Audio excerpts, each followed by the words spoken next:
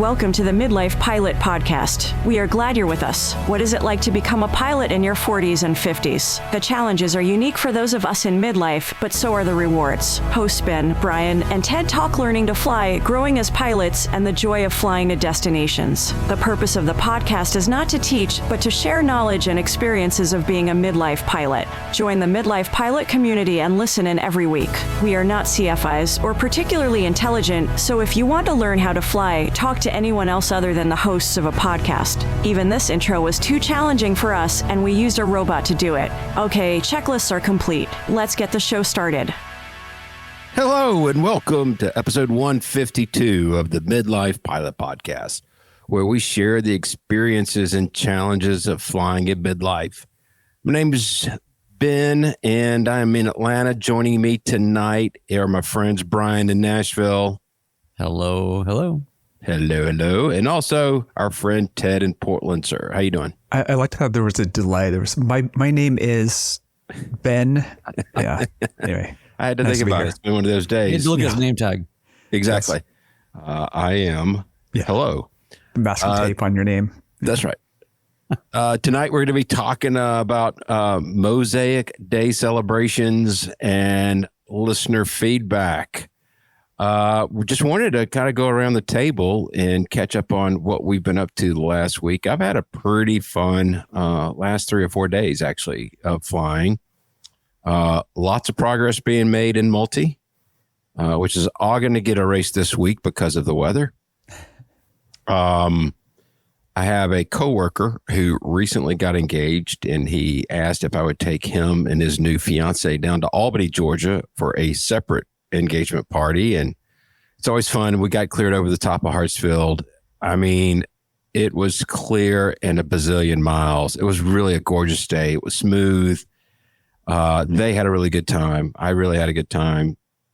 I actually had a really good landing there, and then came back to McCollum and picked up my lovely bride.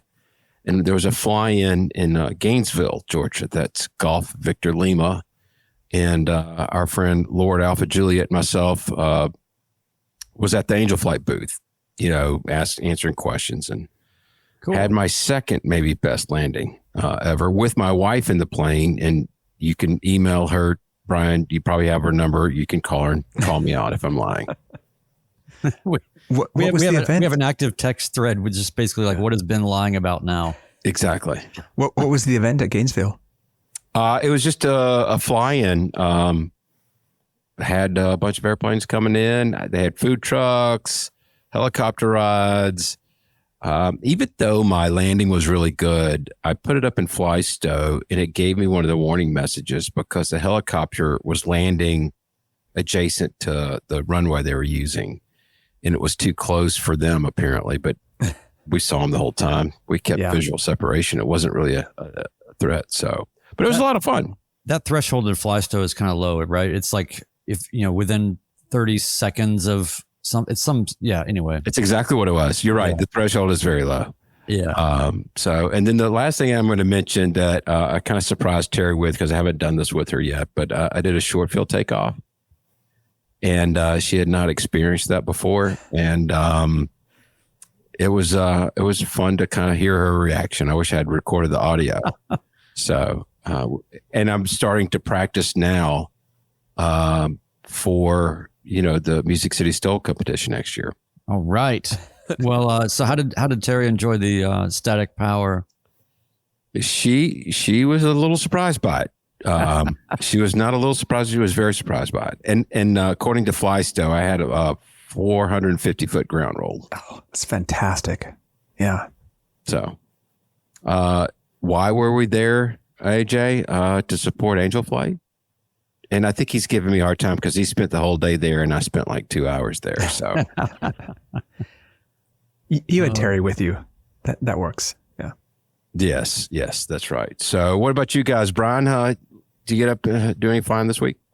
I did. Did a girls brunch on Saturday morning, flew to the Southern Air, which is Mike 93, I think. Little 3,000 foot strip with a little walk to a little resort hotel kind of looks Bates-like, but the food is good. And one of the things I like about that place too is that there's just, when you land, there's no phone service. You're really just out there. So I like that. Also had a very good landing. I was highly complimented by my better half on that one. So that was good. And real quick, when the significant others compliment you on your landing, they've been with you enough. Yeah. Mm-hmm. Yeah. So they'll call you out when it's not good. So I'm glad to hear that Katie was actually complimenting when it was good. I think maybe what they understand is it's really important in the absence of truth to keep the mentality of the pilot positive and reinforced. And so it is something that they place upon them as a burden to, in the same way that your parents said that you were the best tree in the school play. My partner's phrase that she likes is low expectations meets pleasant surprises. So, and that's not just about me. So, yeah. And then the other thing I did this weekend was we attended a Commemorative Air Force event at Mike 54, Lebanon. The Music City wing of the Commemorative Air Force had a hangar dance. And what an incredible event.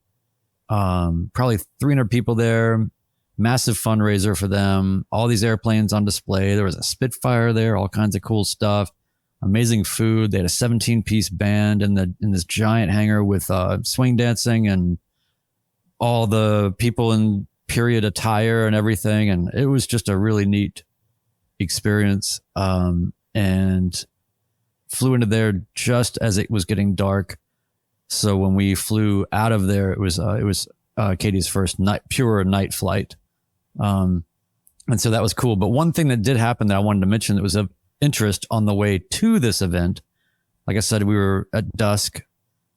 I was at John Toon and requested a taxi and all that. Told them where we were going, not because you can get flight following on the ground, but just because I was trying to tell them my direction of departure was going to be technically to the north, but really I'm trying to make my way east to Mike 54 and was just trying to give them a little bit of a heads up on that. And there were TFRs and all that for the normal things downtown. But the controller at John Toon says, well, just so you know, B&A Approach is not taking any VFRs, And I just thought, oh, right. Okay, well, she kind of said, you can try. And so I was in this weird predicament because going north out of John Toon, then you've got to go east, which means you got to go north of the Charlie, then go east across, play Frogger across the conga line of arrivals and then down to the east side of the airspace down to Mike 54. And so it was interesting because I got took off and I got up there a little bit and was still underneath the Charlie heading north. And I tried to call Nashville and they basically just, it's one thing when they say stay out of the class Charlie. It's another thing when they say stay out of the class Charlie so fast that it might as well be, there's just no more dismissive of I can't deal with you than I've ever received, Obviously, there are shortages and events and triggers and all that stuff are happening right now. I actually wanted to talk to the OB guys about this. I'm definitely going to ask ATC Scott about this, but I just thought, well, I know what I'm doing, and I know that what I'm doing could very much negatively affect them. I'm not going to just turn around and land, I'm still going to go where I'm going. I'm going to follow the rules. I want to be talking to them. They sure as heck want to be talking to me, but they can't. So then what do you do? And so I, just as rapid fire as I possibly could when he told me to stay outside of the class Charlie, go, take a hike. I said, okay, well, I'm going north of the airspace. I'm going to be going due east across and down to Mike 54 at 3,500. Yeah. And, he didn't respond to that or anything, but that was my only chance just to say, hey, man, I'm just letting you know this is what I'm doing. So if you do see a VFR target going eastbound, and actually, what the funniest things about it, Ben, is, as you guys know, I'm studying for my IFR right now. And I just thought, wow, I never thought about this kind of scenario really being of benefit if I had my instrument rating already, because then I could have just filed, and then I could have been on the other side of the fence. So maybe, and I'll go as far as say probably. When One Dog Geek and I were coming back from Oshkosh, I tried to pick up my IFR clearance on the ground. Now it was marginal VFR, maybe VFR ish. I mean, they were pretty high, and they basically said your best chance to pick up your IFR clearance is in the air. Well, we were flying a long ways, and we said, I can't give it to you now. Can you stay VFR? We're like, well, we can stay VFR for a little while. And we went to the next sector, and we were getting kind of where the ceilings were starting to drop, and I was going to have to land somewhere else to go pick it up. And we finally got it. All that to say, it's not always a guarantee. Or in your case, leaving John Toon, which is under a Charlie, they may wait there. You're going to sit at the end of the runway saying, I'm waiting for your clearance. I'm waiting for your clearance. I have sat at McCollum. There was an incident, this is years ago, at PDK, and it just screwed up all the traffic. And McCollum Tower came on and said, Tracon's not giving any clearances right now till they get all this sorted out. And I ended up, it was VFR that day. And I said, well, let's cancel the IFR and I'll take off VFR. So don't always assume that just because you file IFR means that you're going to get a clearance immediately. Sure. Yeah, fair enough. And ultimately it might have amounted to being exactly the same scenario. But all that to be said, it was just an interesting thing to feel the effects of that. Now, I will say, coming back, I was relieved, especially because now it's actually night. I'd rather not stray from the paths of the interstate, and we were able to. Katie was like, "Wow, that was really fast coming back." I was like, "Yeah, that's because we left Lebanon. You know, we turned left crosswind, taking off north out of Lebanon, got on a flight following, flew diametrically across the Charlie, right over B&A, pretty much, and then." We were basically like from the moment we turned left crosswind at Lebanon, we were on a left base for John Toon, right? You know, a long left base. So anyway, it was just an interesting, set of circumstances, but all good. Well, speaking of long clearances, Wendell Geek says longest clearance I ever waited for was 1 hour with the engine on at Mike Uniform in New Jersey. Oh, so yeah, you might have been able to take off VFR before that, but you wouldn't have gotten picked up in the air either. Now, if it's before your clearance, you can't log that as instrument time. Technically, you have to be in clouds to call it instrument time. But if you're in clouds before you pick up IFR, Yeah, but the engine was under his control and it was on, so he gets to log the time, at least generally. Yeah, it's engine under power, right? So. Yeah. There's a free hour to log at fairly low fuel burn. Right. TED level. Yeah, exactly. Speak for yourselves. Yeah. Yeah. Ted, have you been getting around a little bit? Yeah. We'll talk about most of it in the show. But I was really wishing that I had my 3 landings logged shirt, because I was coming back on a commercial flight, and there were pyre-ups for low-level wind shear and turbulence and everything else. And sure enough, this A320 that I was on was landing with a 25-degree crosswind with some gust factor as well. And he set it down firmly on the second bounce, and it was entirely understandable. That was a very well done job considering the conditions. The passengers were all a little shocked what was happening, but I really felt that situation, which is this is a lot of work that you set this down at all. And I probably would have gotten punched if I gave him the shirt, but I just really thought about that, because here we are criticizing our landings, and that was a situation with hundreds of passengers not understanding what it was. And yet, man, can you imagine that much crosswind and that big of a plane? And how much crosswind was it? You said 25 degrees. 25 gusting something. Oh, I see. No, it's 25 knots gusting something. Oh, okay. Straight 90. Yeah. I don't think that's too much for them, is it? I mean, I don't think it is, but it's the gust and the wind shear that really made it fun. Oh, yeah. Yeah. Well, Pete at Niner is asking if the A320 is Mosaic now. I was very much a backseat driver on that. So, yeah. I don't believe it is. If it is, you could only have one passenger. So we'll figure that out later. Yeah. The fuel burn's going to be slightly higher than your airplane too. I think. Hey, what's your stall speed? Clean. Yeah. Too funny. So coming up, we've kind of narrowed down where we're going to have the next fly in. We did get some feedback from one of our listeners who wrote in. Dan C. said, although it is much further north than you've discussed, I feel Nashville, New Hampshire would be a good candidate, maybe even for future years. Restaurant on the field and more close by. Lots of places to stay, rental cars available, and tons of aircraft parking. Boston and Manchester not too far away. I love the idea of it. I've never spent any appreciable time up in that part of the country. So me neither. I just have to say, I do want to do one up there eventually. We keep talking about our friend Josh M, who has an ice cream shop up there, which is really selling it short for what it is. But it would be great to just do a fly in and bother him. So eventually, I think we need to do a Northeast one. We do $100 hamburgers. We might as well do $1,000 ice cream. Yeah, exactly. Yes. Yeah. Well, I guess my only reservation about that would be just the time of year that we're looking to do it. Probably wouldn't be very conducive to weather, I'm imagining. For sure.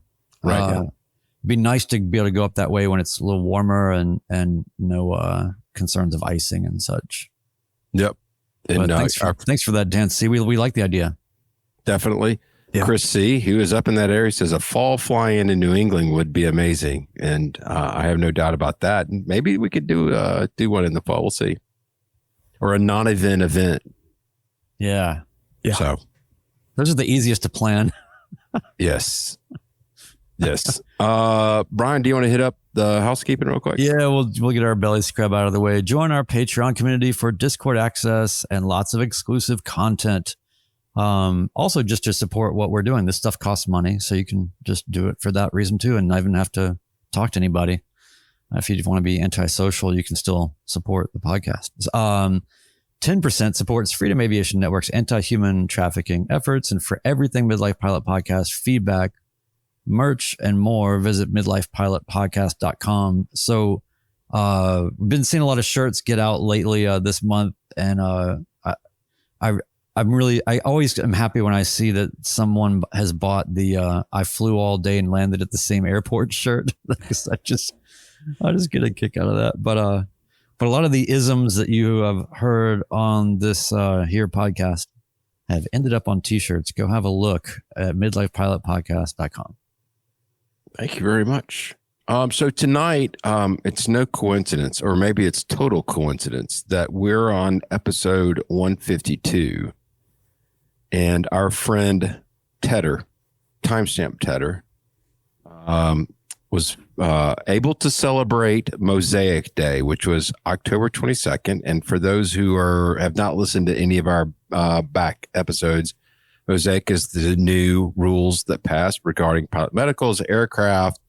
It's sport pilot, it's regular pilots. It affects everybody in a very good way. But all the rules went into effect on October 22nd, and our friend Ted took full and total advantage of it. He has posted it on his YouTube channel, and I have a million questions. Cessna 152. And did you fly the 172 already? I flew, but did not solo the 172. Okay. And I probably won't, just based on circumstances. All right. Well, there goes the spoiler for the sequel already. So nicely done, guys. Yeah. Nicely done. Yeah. Hey, do you want me to read this feedback to kick it off? Yeah. Yes, so my friend Dominic, who's a local to me, also took advantage of Mosaic Day as a sport pilot. So he wrote in very nicely. All right. Here's what Dominic had to say. Hey, Ben, Brian, Ted, and Schrodinger's guest. As a member of the rare breed of aviators known as quote unquote sport pilots, Our numbers are estimated in the low dozens. This last week marked a milestone in our integration into the wilds of the NAS. After reading POHs thicker than we thought possible and landing planes far heavier than our minds could at first comprehend, our kind has for the first time been loose upon the natural wilds of general aviation. Did you feel, by the way, this poetic about it, Ted, as you were going about it? I love this. It's very well written. No, I'm not as artistic as this. Okay. The process of getting checked out to rent 172s from the local flight club was eye-opening. These beasts are reassuringly heavy, stable in turbulence, and far more tolerant of crosswinds than the sub 1,320-pound kites I'm used to. Some even require you to hold the yoke 1/3 to the right just to fly straight and level. It's a feature. Yeah. But what really stood out is how different they all are. Maybe it's my experience renting the same RV-12s, but in 4 lessons, I got hit with 4 different airframes and sets of avionics, G1000s, Dynon, and iPad built into the firewall, dual G5s, and a steam gauge plus 430. That's a lot. That's like a history of avionics tour. You should get a whiskey after that. 30 degrees or 40 degrees of flaps. Some have aux fuel pumps. There are seemingly random extra batteries to test. And the only consistent part is the seats are smushed flat. I can hardly see over the firewall. Yes. It's funny how read the rest of this, but I just want to mention that when I first started flying Lucy, did not need a seat cushion. A couple years later, need a seat cushion. Yeah. Okay, so Dom goes on to say, I imagine at some point y'all must have run into some of this quote unquote airframe chaos. Us light sport pilots, by virtue of the weight limit, have been living in a walled garden with precious few but relatively new consistent airframes. Now that we've been introduced into the wilds of GA, we have to contend with all of this. Curious your thoughts about managing the variation between airframes, especially for those of us who fly less often, resident of Mount Stupid here, he says. Are there patterns to look out for? Should I try and limit myself to just a few tail numbers? I would never just send it, but there is some amount of trust I need that even if the panel and plane were made a century apart, it's still the same plane I trained to fly and can handle it. So good questions. I love the way this is written. And wow, that is definitely diving absolutely full on in. I love it. Yeah, I want to hit One Dog Geek's comment. At Dominic Lopez and Lord Alpha Juliet are at the top of my list of feedback writers, and I'd agree with you. Yeah. Some people are wordsmiths, and it shows. It's funny how he mentions all of this, because when I was watching your video, Ted, I you've been used to this glass cockpit where you've got one scan, you've got all the information you need right in front of you, and then you're in this 150 and you're back in a 6-pack. Now you have flown amongst the 3 of us. You've got more airframes under your belt than the other 2 of us combined, twofold probably. On the other hand, it's been a long time. It has. That's what I was about to say. Yeah. So I want to hear from you. How was that getting back into you actually having to move your eyes left and right, up and down? Yeah. Well, I've got to say, both this 152 and the 172 that I flew had the same thing, which was there's an avionics switch and it's perfectly hidden underneath the yoke, like under the stock of the yoke. I couldn't find it either time. And I just felt so dumb with that. It was a great experience. This is going to be great for the listening audience, but here's a picture of the 152 that I flew. It is purple. It's grape colored and has lightning bolts on it. So it is exactly what you want for a 1980 Cessna 150. Totally. Or 152, I mean. It looks like it's out of a cartoon or like a comic book. I mean, absolutely. Yeah. One more quick comment about your video that I was so super impressed with you, because you've got so much time in the egg now, and you have your own customized tail number on that. It was a long time. You did not. You kept that tail number in there just right. There was one, I think, at the very end of your solo. You started with a 5, but you caught yourself pretty quickly. Yes. And then there was the one at the very end when I was taxiing off that I said my full tail number. And that was the only time that I did. All right, let's step back a little bit. We're already down into the weeds here. I want to step back and go, okay. Sorry. So Ted, and believe me, as soon as I saw that video, I said, this is what we're talking about on the next episode, whether Ted wants to or not, because there's a lot of questions here. But let's just step back a little bit. Let's set some context for the listeners. We've already mentioned that, yes, Mosaic Day. Sure. We've mentioned that you got a chance to fly in a 152, but walk us through a little bit from the lead up to, because usually when people are going to fly a new plane, it's not based on a date on the, exactly. Where it's, so just walk us through sort of the entrance to that experience. Sure. So we knew at Oshkosh when Mr. Secretary Duffy presented Mosaic and there was a 90-day date. We all kind of counted on our fingers when that date was. 90 days when sport pilots would have the expanded privileges. The light sport aircraft side of it is a year out. We're not talking about that. We're not actually talking about a lot of details about Mosaic here, right? We're just talking about sport pilots having extended privileges. So when I came home from Oshkosh, I actually found a new CFI that I like. And I sat him down and said, okay, so here's the deal. We're going to start flying planes. My goal is to solo 2 of them on what we'll call Sport Pilot Day, that October 22nd. I said, and further, I really want to get endorsed for high performance and complex because I want to be able to fly my friend's plane. Whether he lets me fly it or not, the theory of let me learn how to fly a complex is still there. I haven't done that yet. I've had things have come up, but I flew the 152 quite a bit and I flew the 172 a little bit. We did a couple flights in it. There is, for sport pilots who are expanding their use of their privileges, there is no endorsement needed. You can, and so calling it solo is really not true, but you are just like any other pilot who chooses to fly a different plane. You already have that privilege. You need a checkout, which is really just a matter of the FBO or the insurance company being comfortable with you. There is no FAA requirement for a sign-off. As I understand it, again, I am not an expert at this. Consult your local FAR and your CFI before you do this. But this is my understanding of it. Now, obviously, if you fly a high performance or complex, you're going to have the same endorsements needed for everything else.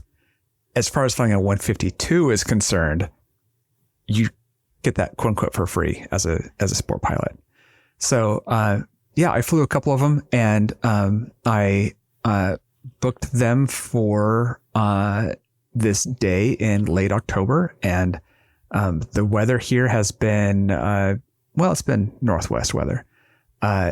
So I had a bunch of cancellations and everything else. I was able to go out and I flew with my instructor. He was he wanted to get some more landings in because we had been missing some of the flights we were hoping to get on. So we did. It was basically what you would do as a solo experience. I went up with him and we did like 4 landings, and I did the equivalent of a power off and the equivalent of a no flaps, and we're just sitting there chatting through it, how we're going to do it and stuff. So it's a little different than being a student pilot where this is new to you on all of this. It was like, we're going to try these different things. And then we got, and he hopped out and I flew 3 laps. I was like, I don't need to do anymore. I don't need to leave the pattern. This is to prove that I can fly it. I have my own plane if I want to leave and go somewhere fun, right? This is just to have that experience of soloing and to say that I've done it, which was a lot of fun. Amazing.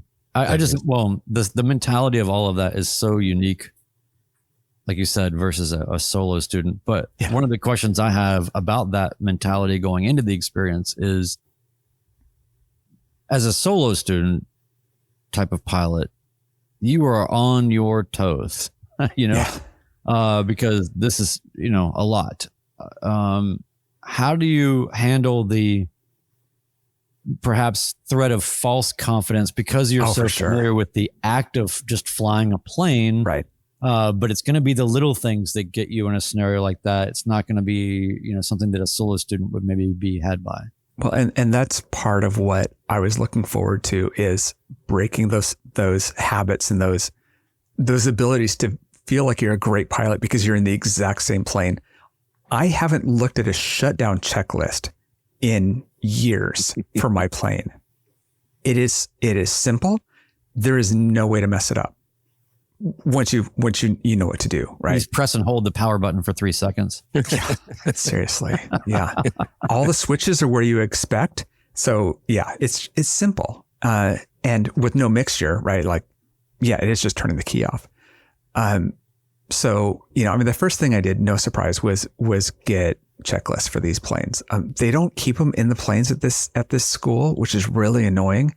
So I was torn, and I was like, okay, I'm gonna get one that's approximately the correct year from our friend Barry at Checkmate, and use it because, they're all basically the same. So let me just get one that's approximately correct. And especially for the 152, that worked out really well. The 172 was worse because it's in miles per hour, and my brain doesn't handle that. But yeah, for the 152, that gave me a great base. So I sat there the whole time, and I tried to show it in the video, but it's like I sat there and used the checklist every time and stepped through everything. And the few times that I didn't follow the checklist completely are the times that I screwed up, like checking the doors. So, that's it. Some of that's the same as a student pilot, right? As when you have 22 hours and you're soloing for the first time, or when you have mumble number of hours and you're soloing a different plane for the first time. Some of that stuff is the same experience. In some cases, it's worse because I haven't had to pull out carb heat in all my hours. I've probably done that for maybe 2 hours total of needing to do carb heat. And that one, I have a habit that shows me, like I turn on my landing light in the pattern if it was off.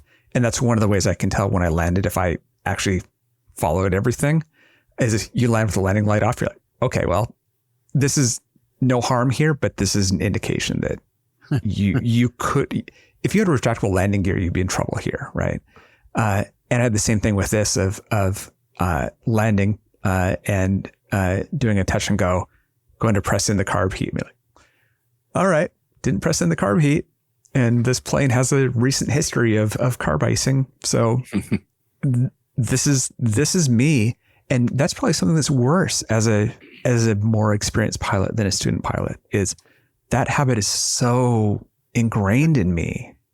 Yeah. So a couple of things to that. And I'm in a new airplane too. Yes. And Dominic brings it out very well. And we've got more feedback coming here in a minute from our friend Mike Alfagoff. But, he mentions maybe it's experiencing, or he says, G1000s, Dynon, iPal built in, dual G5s, a steam gauge with 430. There's different layouts, and you're going to have to get used to that. And when you're subjected to being put into a new environment, you're right. You're not a solo student, but you're in very unfamiliar territory, literally. I also got a checklist for the Dutches, and there's actually only one thing where they got the electrical test. It's in the wrong spot, but that's fine. My point is that I'm now 17 hours into flying this airplane, and I am comfortable, not like really comfortable, but I feel like I've got a good flow down now. Yeah. And but when I'm first in it, I felt like I was a PPL student. Yeah.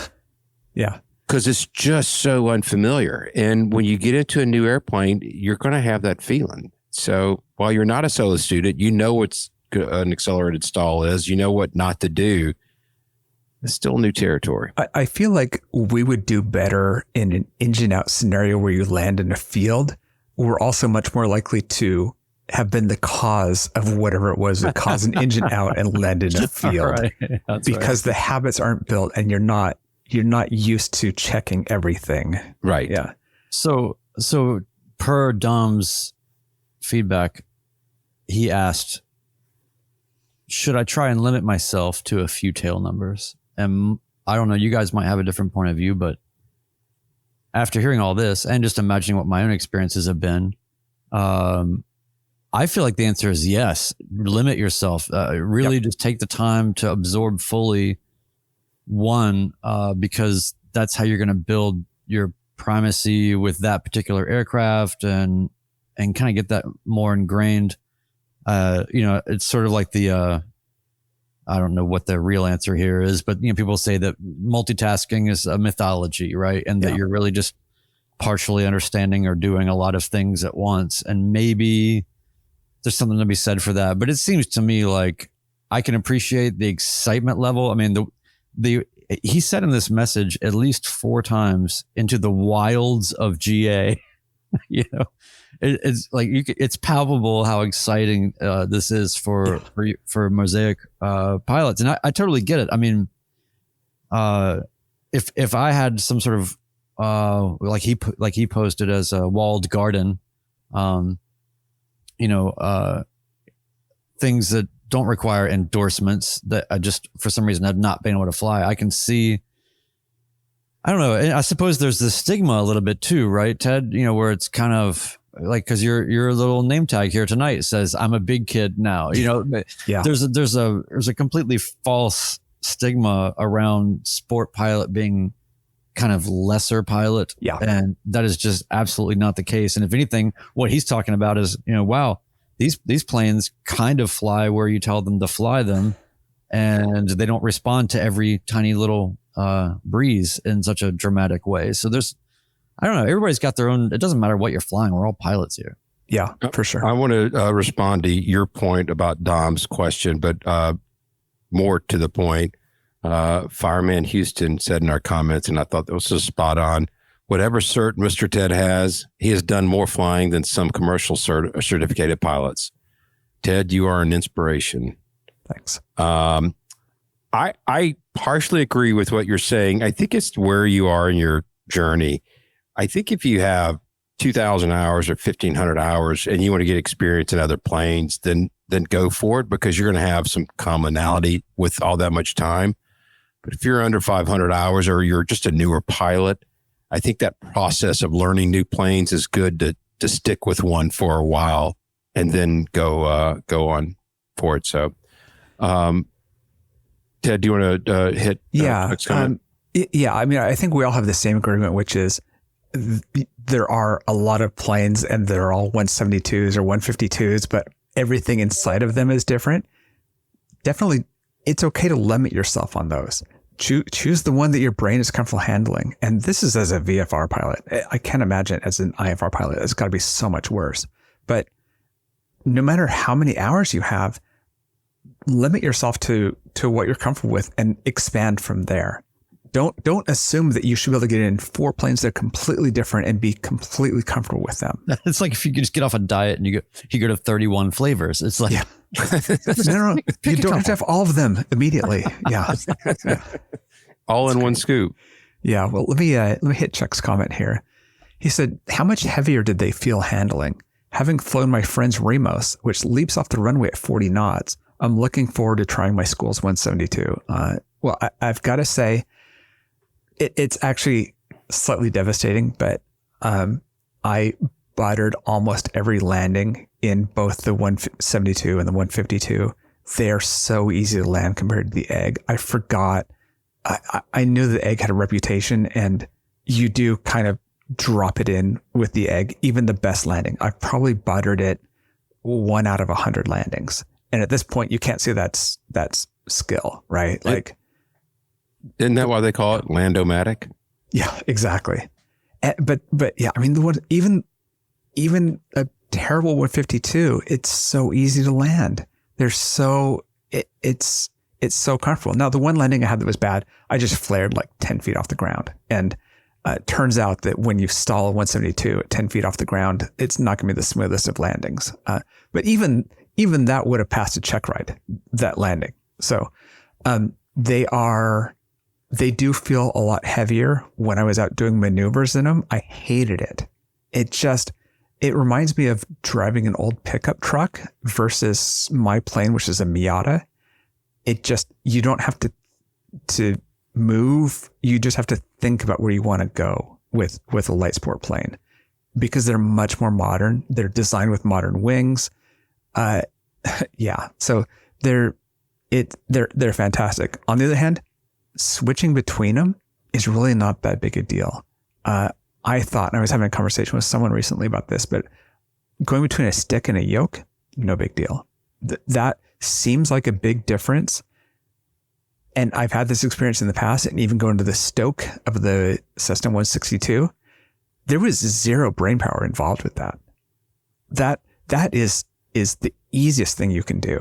So there are some things that are easier than you think, and some that are not as easy. And as Dom was saying, having the cushions just completely destroyed, or having the back support on this plane unusable, so you're basically just sitting forward the whole time, that does make landing harder. When you can't see the runway unless you have it in full flaps, that is kind of disappointing. But even with that, it was fine. It all works. The carb thing will sort itself out, Ted. You just got to relabel it as push in for turbo. Yeah. Yeah. No, that was that's probably the best part about it, right? Like there's no, as somebody who owns a plane, there's less value to me of flying 152. Certainly it's great because you can go anywhere and fly one of these right. Rather than take your own plane. And that's great. But for me, the real value was showing the habits that I have, where it's like you think that you're super smart, and it's just because you've been flying one plane so much that you're smart at flying one plane, not at the rest. Right. Very cool. Do you want to hit our feedback from Mike Alpha Golf, our friend from the Big East? Yeah, Brian, you want to read that? Is that Brian? All right. Yeah, sure. From our Podcast Insiders channel on Discord, our good friend Mike Alpha Golf says, ever try and start a carbureted plane like the fuel injected version? It doesn't work. I'm at 200 hours and I fly the Cessna family, the 172 November, 172 Sierra, 182 Tango.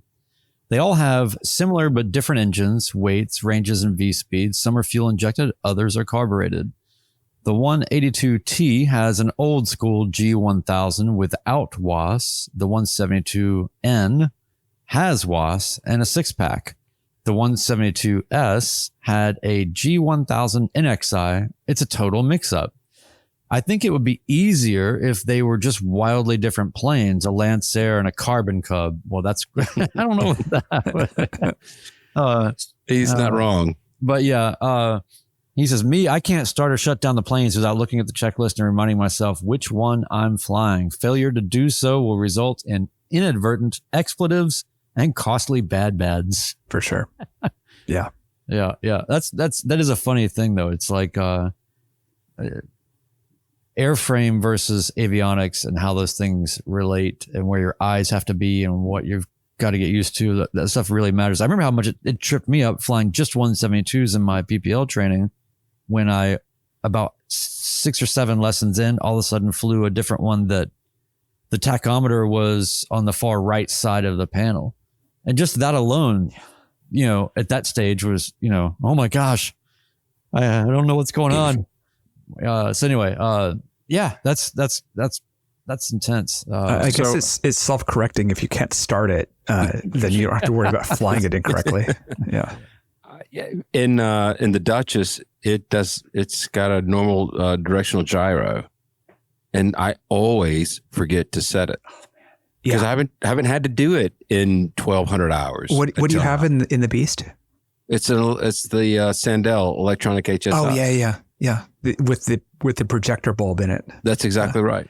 Well, it's the same here, right? Like with TAA, what do you mean you have to do this by hand every 15 minutes and processes on its own? How do we know which direction we're currently facing? I mean, it's what is this? This is I never got that right, which was in run up. It's like checking to make sure you have enough suction. Like what? what is this suction that you're talking about? Yeah, this is an airplane. Yeah, is that legal? Yeah, exactly. So, it's avionics, all of it. It is like being a new student all over again. Well, so I've got to say that, this is a video that was kind of low effort hardware and editing wise, right? I had 2 cameras. I usually run separate audio. This is just audio into a GoPro. The second GoPro died before the final landing, which is kind of obvious when you watch it. So I just had 2 cameras, not even aimed great. And I slapped it together a video, and of course everybody loves it. Yeah. Yep. This is how it always goes with YouTube. So yeah. Yes, it is. Yeah. I put together that I actually thought about. I put a video together that I actually thought about a lot from my experience in the S&J, and yeah, that's great. So, yeah, I know. Benjo Pilot said, the alternative to each one being different is what my flying club is fighting about: new panels for all 6 planes so they can all match. I mean, there's some value to that. You're going to train up people a lot. It's probably going to be a safer club environment to have more seamless transition between aircraft, but that's also and if you a lot hate of money, if you hate money, you can do that. That's right. That's right. Yeah. By the way, Benjo Pilot, thanks again for sending us my Aeroglass units. And I can see, Ben, are you marginal right now? Yours in the background there, is it blue or green? It is blue. All right. So you're marginal. Ted's VFR over there. No. It just started being VFR this afternoon. And look what mine just turned. Yours is not looking great. Yeah. So Ben, don't you wish you were flying here right now? I do. Yeah. I really, really do. Come on. You got to get your night hours in. Yeah. I'll be there in an hour and 45 minutes. Exactly. Yeah. All right. Let's hit the patrons. Let me hit a Wendell Geek here. He said that the transition from his Cherokee 140 to the 235 was easy, except for the massive change in avionics. Took several flights before I was comfortable flying IMC. And as a VFR pilot, that's what I think is the huge difference. I don't need the avionics to fly VFR. So even in the worst case scenario, you don't understand what's going on in the panel, you can still fly it. That can't be true if you're an IMC though. So yeah. Right. With that we can move on. Hey, real quick though, can I just say, Ted, congratulations, man, and I'm super stoked for you. Me too, cool. Man. Yeah, that's so awesome. Thanks. Yeah. Do you want to let everybody know who our new Patreon member is for this past week?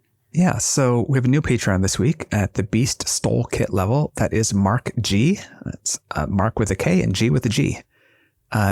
And in our accomplishments this week, this used to be the Discord roundup section, but I really like kind of picking through and finding the things that people are celebrating. So this week, congrats to Dom for flying big planes, as I call it, my fellow sport pilot. And I've got to put out a belated congratulations to my friend Delta Whiskey, who soloed last week, and I didn't say anything last week about it. I actually saw he's out flying tonight, so that's awesome. Rick M passed 350 hours and had their longest IFR flight yet. That's awesome. Prescott Flyer posted pictures of flying with oxygen for the first time. Again, that's so cool. It's great to see the pictures, and it created it created some real conversation about oxygen and altitudes and everything else. I learned a lot, actually. Yeah. That's a world that I haven't been able to explore yet. Yeah. It's one that I want to, and that when we can, I think I am going to invest in some of those that they're talking about. Yeah. Last one was Scott D. passed their commercial. He's 60 years old, has 400 hours. And on his commercial check ride, did a power off 180 in 15 gusting 25. That is very impressive. That's so good. I love going out when it's that windy. But Matt, when it gets that windy, like 25, especially like 25 knots solid, I can't predict where I'm going to land. It is so hard to make that turn onto final. And you're like, oh, I should have done this almost over the numbers because I'm going straight down. Putting it on a spot with those kind of winds, just you lose one gust and it's coming down. So yeah, that's super, super impressive. Very good. So, Brian, let's go ahead and we've got a couple of feedbacks that we want to get to before we close out. And these are kind of what we got back from last week's episode from Chris T, where we talked about him starting training in air sickness. And that's kind of what these are. Do you want to take the first one? Yeah. So from Terry F, we got a lot of response, by the way, from that episode. It seems like there's a lot of people with experience or points of view on motion sickness, air sickness, all of that. So appreciate everybody writing in. Yep. We're just going to get to a couple here, but from Terry F, response from episode 151. I was listening to your episode that touched on motion sickness today and wanted to reach out. I am a 50-year-old private pilot, and motion sickness is something I struggled with and actually currently struggle with. I earned my rating in 2008 when I was 33. And I did have significant issues with nausea. I would have to cancel flights on bumpy days and flights early and would just generally be anxious about whether or not it would occur. See, that's the part of it too. Like, you know what I mean? Just the inconsistency of it, I would imagine, is then fueling the anxiety that then can perpetuate. Yeah, that's just, I never even thought about that. The anxiousness would ironically make it occur more often. Yeah, okay. I should probably just keep reading. Flying regularly definitely helps me get through it after several months, but I also needed help. First, I would make sure to fly early in the morning or later in the evening when the air was the smoothest. That would get me in the air more often and give me confidence that I could do this. Second thing, I ate the same thing every time before I flew. It sounds silly, but I found a food that left me comfortably full that didn't upset anything. What was the magic food? Chick-fil-A chicken minis. And for those that are wondering, we are not sponsored by Chick-fil-A. Yet. Yeah. The third thing I did was to use a relief band. Sorry, I was just thinking about No, like, not a relief bag.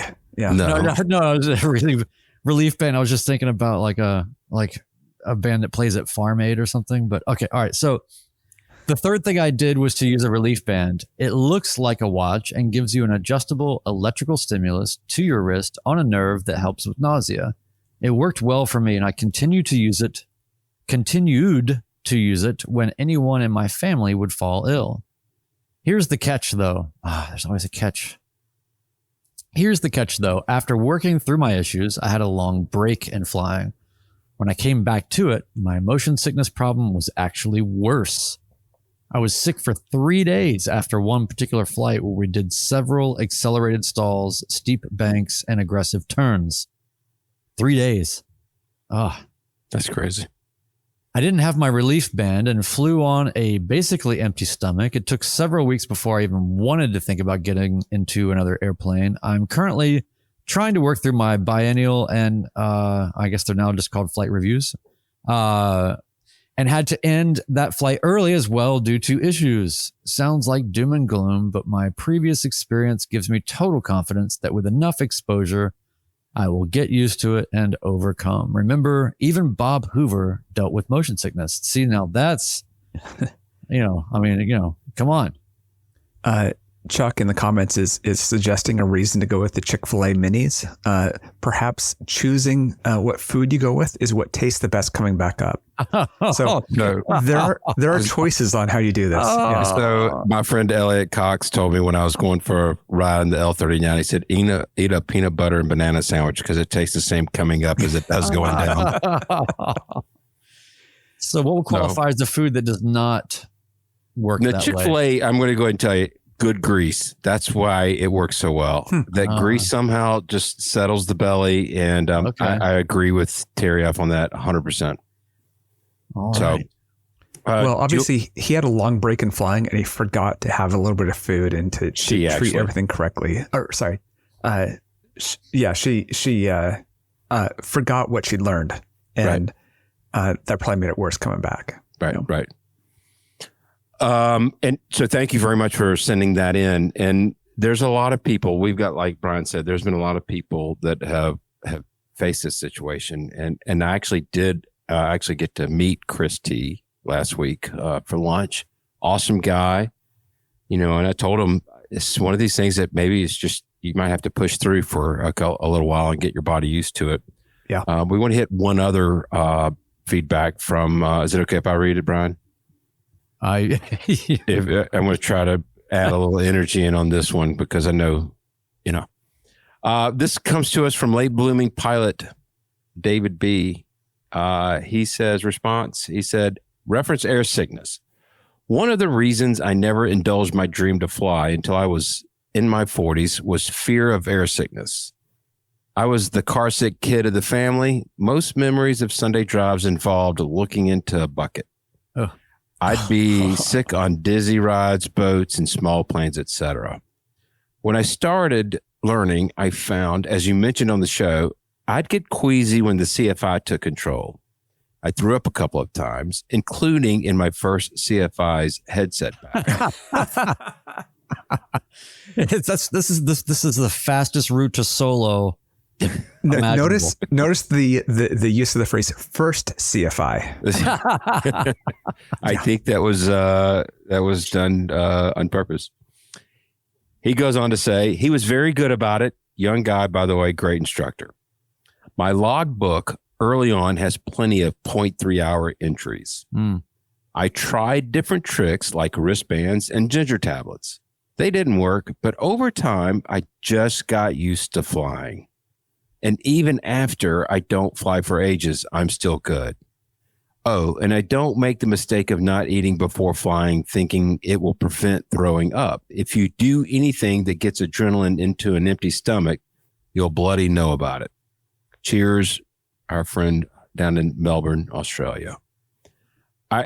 I was told, I got motion sickness when I went on the L-39 flight, and my brother-in-law who served in the Air Force said, you push through it. You do it enough, you'll get over it. So I do agree with that. That seems to be a very common thing, which is don't worry about it. You will get over this. And I don't know if that's very much use if you have like 40 hours and you're still having that problem, but it seems like most people, it's a handful of flights before you start learning the tricks. Yep, I agree with that. Thank you for everybody writing in and telling us all the tips and tricks, even if sometimes they kind of are different for each person. I would imagine for anybody that's facing that, it's just nice to know that even though there are different solutions for, different strokes for different folks, everybody seems to find a way through it. Ted, you just alerted me that there's only 5 items in our store right now, and I'm seeing stuff that's showing up as out of stock and some other things. So we got to figure out what's going on. It looks like a lot of our main shirts have disappeared, so we got to see what's happening there. So if you guys are checking out the merch right now, just hang loose. There's still just the standard Midlife Pilot Podcast t-shirt, but not any of the crazy fun ones that we love so much. So anyway, fun stuff, merch time. Yeah. We'll work on that and try to get that back going for you guys. Oh, and one other thing we'll work on is, I'm saying it now, next Monday, we will be announcing all the details for the spring 2026 Midlife Pilot Podcast fly-in event. Wow. Well, looking forward to that. So I want to remind everybody, please leave us a 5-star review on Apple Podcasts. Don't forget to hit subscribe on your podcast player. Guys, do y'all have any other comments that you'd like to make before we sign off? Yes. I'm good. So Zyla Foxlin, who makes rockets and has her own Estes rockets and her own designs. She also has a Cessna 140, and she, for devastating reasons, hasn't been able to fly for, I think, 2 years. I'll put a link to both videos in the comments, but she can fly again now, and it's fantastic. Her story of why she was medically blocked from flying, and then now that she is flying and has a call to action to support PMHC, Pilot Mental Health, is fantastic. They're great videos to watch, and congrats, Zyla. But this is mostly a plug for everyone to go watch the videos. It's really great. Yeah, I saw it. I was so thrilled when I saw just the thumbnail. Yes. Yeah. Definitely. It was heart-wrenching when she lost it. I Yes. definitely remember that one. So when I saw this one, I definitely give a little fist bump. So Seeing the picture of her plane in the hangar covered in dust that was rough. Yeah. All right, guys. Tonight's parting wisdom is relating back to the glass cockpit conversation. Glass cockpit, 10 screens, 1 pilot, 0 clue when the power goes out. Signing off, episode 152, the Midlife Pilot Podcast. Goodbye.